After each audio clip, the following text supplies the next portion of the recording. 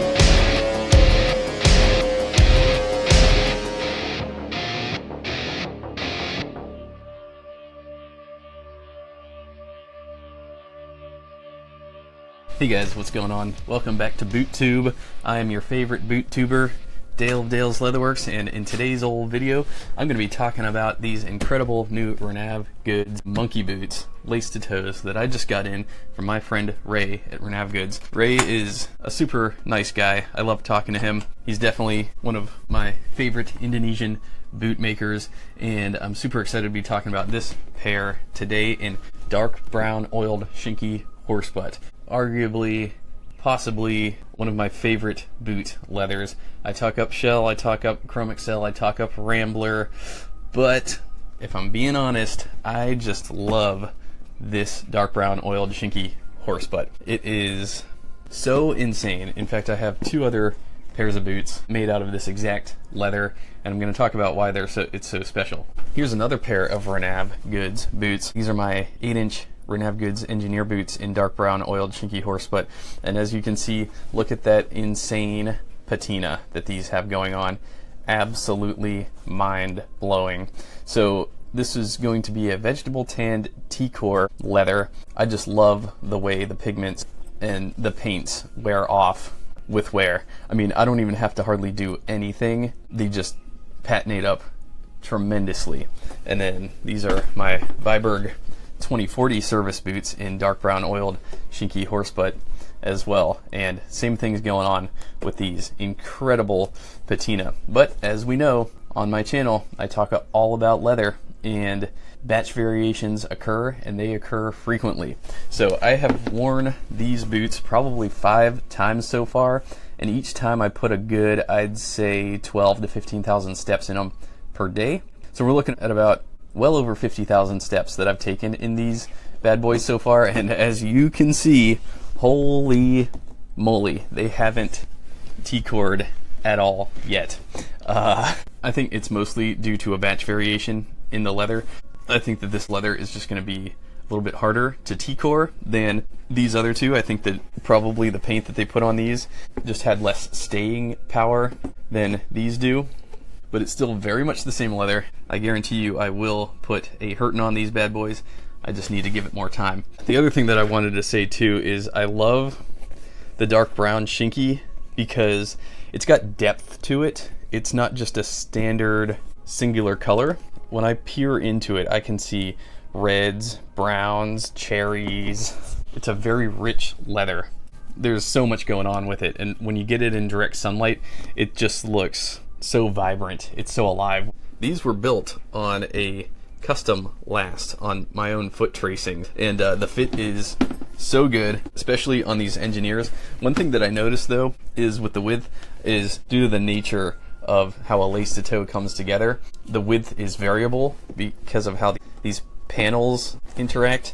It's almost like a corset. Think of like a corset, lacing up a corset. On the engineers, the pattern is fixed. It's not moving. But that said, like, the dimensions are all the same, but it just goes to show how a boot from model to model will vary depending on how everything comes together. And the other thing that makes these very difficult to break in is, as you can see, this triple stacked midsole. These are very difficult to flex. I can't even do it with my hands, whereas on the engineers I can flex it with my hands because there's only 2 layers of edge tan there. So he asked me if I would like to drop it down to 2 layers in the midsole next time, and I said nope. I want to keep that 3 layer. I want to earn my break-in. I don't want to just hand it over to me. And then on the Vibergs, there's only 1 layer of veg tan in the midsole. We've got an amazing logger heel back there. So this is the 8-inch monkey boot with dark brown SHINKI HORSEBUTT on the A9 last, thin super grip half sole, MKB 1303. We've got a woodsman heel, triple midsole, Norwegian welt, 360 degree A9 structured toe. Such a tremendous build. I was a little worried that these would overlap a little bit with my Eastman tanker boots that are also a dark brown HORSEBUTT lace to toe. But so yeah, inevitably with a large rotation, you're gonna get some overlap sometimes. So these are my Eastman tanker boots in walnut horsehide. Also a T-core leather. It is T-coring a little bit, though not nearly to the same degree as a dark brown oiled SHINKI HORSEBUTT will. This leather is a lot more supple, less stand up to it. This leather, very firm temper on there. And then, yeah, as you can see, 2 completely different boots. I mean, yeah, both are brown, both are lace to toe, but the Renavgoods are just overbuilt. We've got different patterning. Both have pull tabs. The Eastman only has eyelets all the way up, whereas the Renavgoods have 3 speed hooks. Different welting. We've got a 270 degree Goodyear welt on the Eastmans, whereas on the Renavgoods we've got a 360 degree Norwegian welt. And then also on the Eastmans we've got this cool additional panel stitched on there, which is neat. Separate back heel stay, separate back heel strip. And then the lining on the Renavgoods, we've got a blue lining in there.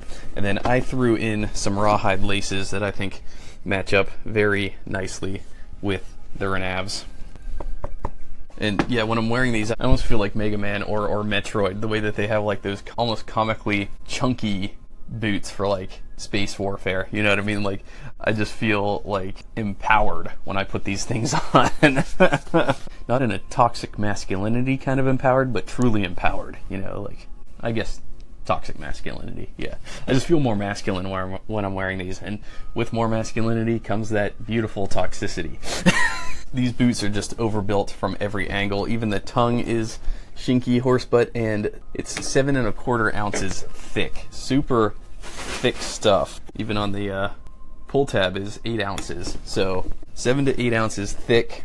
These are truly a masterpiece. Handmade masterpieces. I just love that I can reach out to my buddy Ray at Renavgoods and have him build me whatever. And the thing that I say this all the time, but the thing I appreciate about him the most is that I could put down half the money for a deposit, and then when they're complete, I send him the other half. It's awesome. It's easy. It's cheap that way.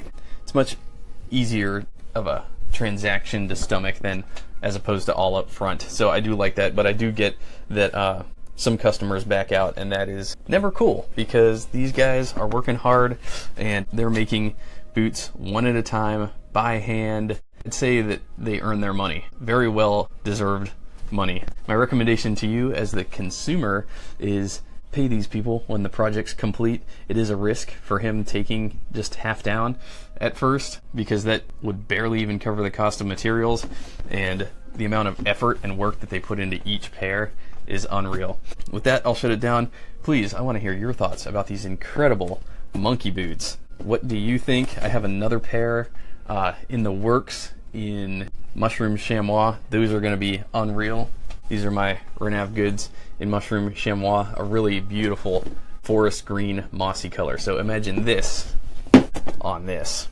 It's gonna be lit. So I can't wait. So stay tuned for that video. That'll be coming down the pike as well. So anyways, thanks so much for watching, guys. I'm Dale of Dale's Leatherworks. End of transmission.